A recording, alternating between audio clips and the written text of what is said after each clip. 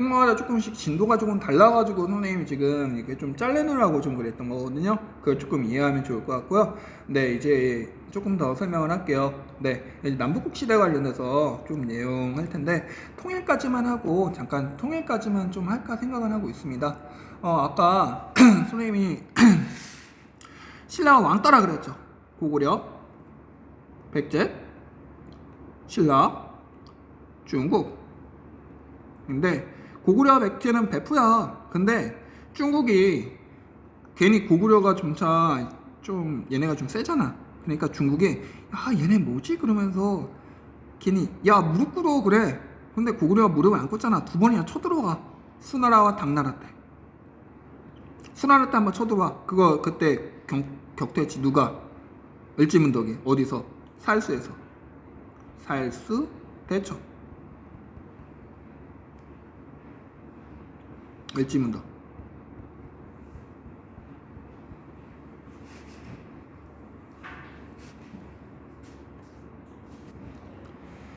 다음에 이제 당나라가 또 쳐들어왔거든요. 당나라가 쳐들어왔는데 고구려가 또 격파합니다.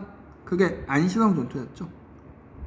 안시성 전투 하면은 여러분들 최근에 영화 안시성이라고 해서 나왔었는데 그것도 거의 사실도 있는데 허구도 좀 있습니다. 그때 조인성이 맡았던 역할이 양만춘이라고 하는데 양만춘은 실존 인물이었냐라고에 대해서 의문이 많아요. 우리나라 역사서에 양만춘이라는 이름 나오지 않고 중국 역사책에 잠깐 지나가듯이 나오거든요. 아무튼 수와 당나라가 고구려를 한번 공격했는데 대패를 당한 거죠. 사수대첩과 안시성 전투로. 그리고 이 결과 수나라가 멸망합니다.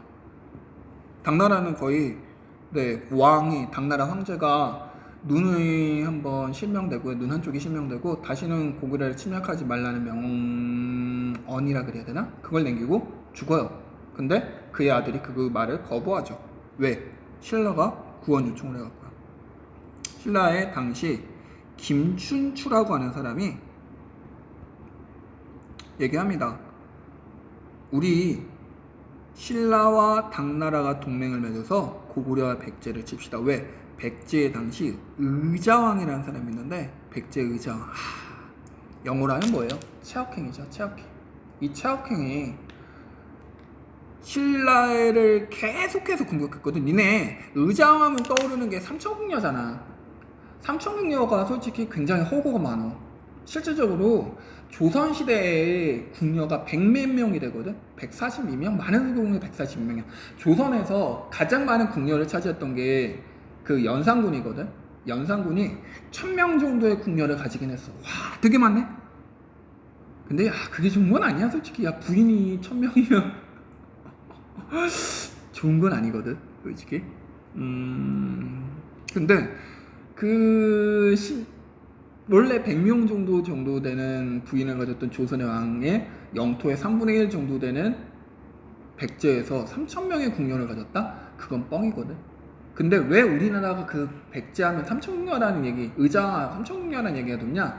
그게 그 근원을 따져보면은 대부분 일제시대라고 대부분 사람들이 생각을 해. 일본 놈들이 진짜 사악한 게 우리나라를 지들이 차지한 다음에 맨날 그런 생각을 하거든. 니네 조선 애들은 굉장히 선조 때부터 병신짓들을 많이 해서 그래 라고 하고 니네 왕들은 또라이였어. 의자왕은 삼천궁녀를 가지고 맨날 놀았기 때문에 그래서 나라가 멸망한 거야. 니네 조상들은 다 그래. 너희도 그 조상이 피를 받았기 때문에 똑같이 해서 니네는 우리 일본 제국에 멸망한 거야 라고 얘기를 하는 거야. 그래서 그런 것들을 조작을 했거든. 그래서 의자왕이 삼천궁녀를 가졌던 거는 솔직히 허구인 것 같고요. 의자왕이 말년에 술을 많이 마신 건 사실입니다. 근데 그걸 좀 과대한 거예요. 의자왕이 신라의 김춘추를 공격해가지고 그의 딸을 죽였거든. 그의 사위도 죽이고. 그래서 김춘추가 근데 고구려도 신라를 공격하잖아. 왕따잖아. 그래서 중국한테 도움 요청을 한 거야. 그러니까 당나라도 그래 우리 같이 연합해서 백제와 고구려를 멸망시키자 라고 했던 거게 그게 나당 동맹이거든. 나당 동맹. 이 나당 동맹에서는요 첫 번째 그런 결정을 합니다. 대동강 이남 지역은 어디가 차지한다? 신라가 차지한다. 대동강 이남은 어디예요? 잘 보면은 여기거든요. 평양에서 이렇게 강 흐르는 게 대동강이에요.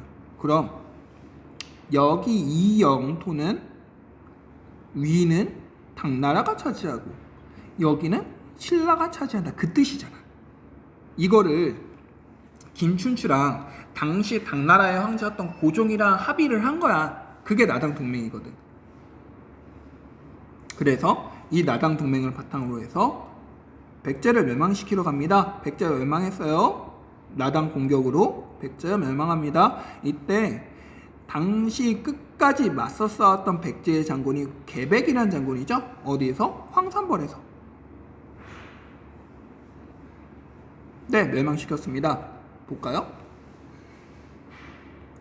여기 23페이지 보면은 나의 황산벌에 이르러 백제 장군 계백이 만나 싸움이 불리하였다. 흠춘이 아들 방고를 불러 신하가 되는 충성하는 것도 없고 자식에 대해서는 효만한 것이 없다. 이 영을 보고 족수를 맞추는 충가요가 이런 나라 방고를 이해라고 하였다. 곡직에 들어가 힘을 다하다 죽었다. 라고 되어 있죠. 네, 백제 장군 계백. 여러분들 계백하면 합니다. 황산벌에 계백 맞서 싸움 한창 역사는 흐른다. 라고 되어 있죠. 이때 계백에 맞서 싸웠던 이 반굴이라는 사람과 관창이라는 사람 한번 읽어보세요. 이들은요 둘 다 화랑이었거든.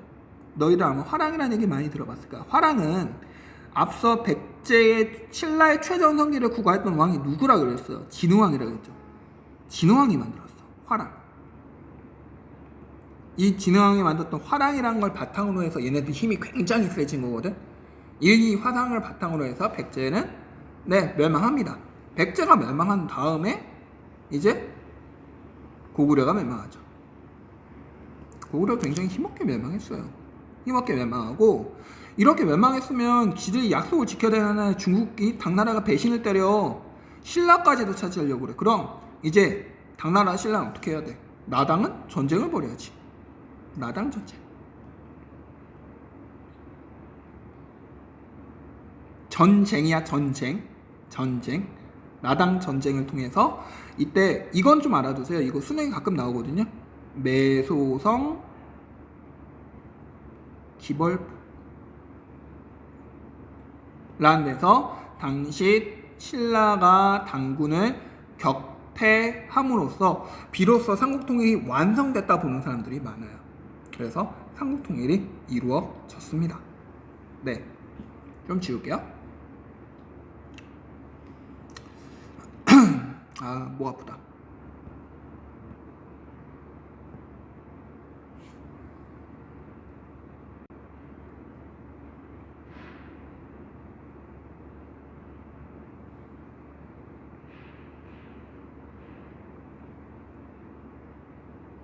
여기까지 할게요. 여기까지 하겠습니다.